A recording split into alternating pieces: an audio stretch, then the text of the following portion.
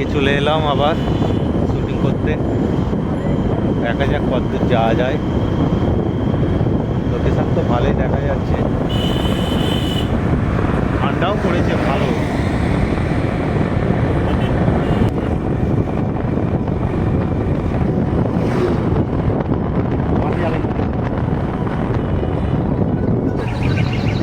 চলে এলাম রায়বাগিনী ভবশঙ্করী শ্রীমতী মেলায়, গেট প্রবেশ করছি। রায়বাগিনী রানী ভবশঙ্করীর স্মৃতির যে জায়গা, যে জায়গায় আমরা রায়বাগিনী রানী ভবশঙ্করীর মেলা হবে আগামী 25 তারিখে, ডিসেম্বরের 25 তারিখ থেকে শুরু হবে, সেই গেটে দাঁড়িয়ে আছি এই মুহূর্তে। আর এই হচ্ছে তার গেট, তার মেন গেট। এটা দীর্ঘস্থায়ী, এটা কোনো ক্ষণস্থায়ী গেট নয়, এটা সিমেন্টেড। চলো এগিয়ে চলো, মেলা হচ্ছে। এই রাস্তা দিয়ে আসবেন, আর সামনেই প্রস্তুতি চলছে মেলার। রায়বাগিনী স্মৃতি মেলা প্রতি বছর যেমন হয় 7 দিন ধরে, তারই প্রস্তুতি চলছে। প্যান্ডেল তৈরি চলছে, এগুলো লাইট পোস্ট হবে। আর এখানে বাঁশ তো পোতা হয়েই গেছে, প্রস্তুতি একদম শেষের দিকে, কারণ সামনেই 25 ডিসেম্বর আসছে, বড়দিন। ওই দিনের পর থেকেই মেলা শুরু। আর ওই দিন থেকে বিশেষ বিশেষ সব অতিথিরা আসবে এখানেই, তার লিস্ট পরে আপনারা পেয়ে যাবেন। সবাই ভিউয়ার যত আছেন সবাই পেয়ে যাবেন, তার লিস্টে পেয়ে যাবেন। কোন কোন দিন কী কী অনুষ্ঠান হবে সেসবও পেয়ে যাবেন। আর আপনারা চাইলে তো অবশ্যই আসতে পারবেন, সহজ রাস্তা একদম, হাওড়া ডিবুসুর লাইন, আপনারা বুঝতেই পারছেন, সহজ, একদম সহজ। আপনারা যে যেখান থেকে আসেন, বা হাওড়া থেকে যদি আসেন, একদম হাওড়া ডিবুসুর বাস ধরবেন, একদম সোজা গড়ভবানীপুর রানী রায়বাগিনী ভবশঙ্করী। ওইখানে বললেই যে কোনো বাস কন্ডাক্টর বা সবাই নামিয়ে দেবে, কোনো অসুবিধা নেই। আর সবাই চেনে, এটা অনেকটাই জনপ্রিয় জায়গা। আমাদের বর্তমান মাননীয় বিধায়ক মহাশয়ের উদ্যোগে টোটাল মানে এই গড়ভবানীপুর জায়গাটাই যাতে আরও প্রসিদ্ধ হয়, তিনি সেই উদ্যোগ করে চলেছেন। আর এটা আমাদের পশ্চিমবঙ্গ তথা হাওড়া জেলা এবং পশ্চিমবঙ্গ তথা ভারতবর্ষের সবারই গর্ব, আমাদেরও গর্ব। আমাদেরও খুব ভালো লাগে যে এরকম একটা সুন্দর জায়গা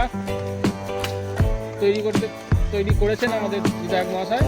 এবং এখানে একটা ছোট পার্কও আছে শিশুদের জন্য, শিশু উদ্যান, একদম সুন্দর, যে কোনো দিন যে কোনো সময় খোলা থাকে। এখানে আরো কিছু অনুষ্ঠানের সঙ্গে সবশেষে একটা বিশেষ ব্যাপার, যেটা যাত্রাপালা আসবেন একদম 16ই পৌষ 1 জানুয়ারি রায়বাগিনী ভবশঙ্করী স্মৃতি মেলায় আপনারা আসবেন।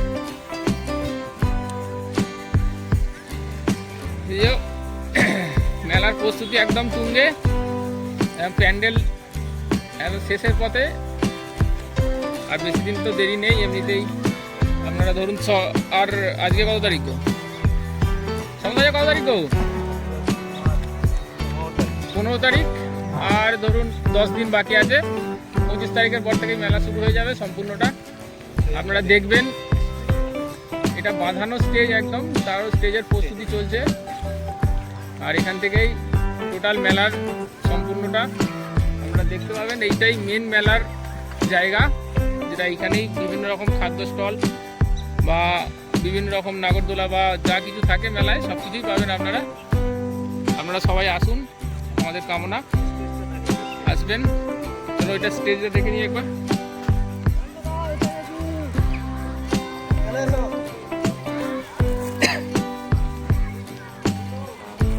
এই চলছে প্রস্তুতি, শেষ পর্বে জোর কদমে কাজ চলছে। যে মেন লোক ওই যে বসে আছে,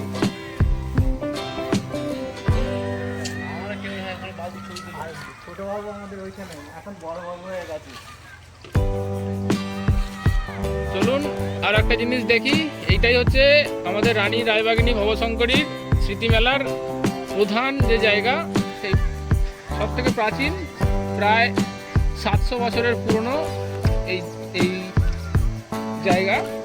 তো রানী রায়বাগিনীর যে পুরনো যে স্মৃতি, এইখানেই সমস্ত কিছু জড়িত। এটাই হচ্ছে সব থেকে পুরনো রানী রায়বাগিনী, আমাদের রানী। এটাই হচ্ছে সব থেকে পুরনো জায়গা।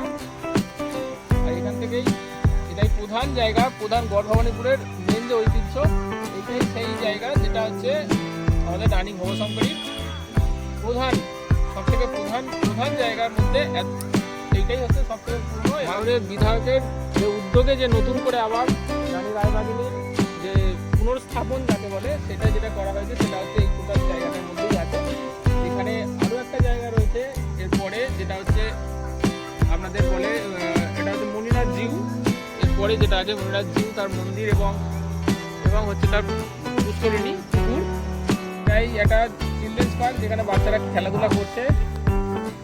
এখানে টোটালটাই যেটা আসে, যারা বাচ্চারা আসে সমস্ত কিছু, এখন বর্তমানে যা পরিস্থিতি, বাড়িতে বসে ফোন ঘাটার থেকে অনেক ভালো একটা জায়গা যেটা হচ্ছে পার্ক।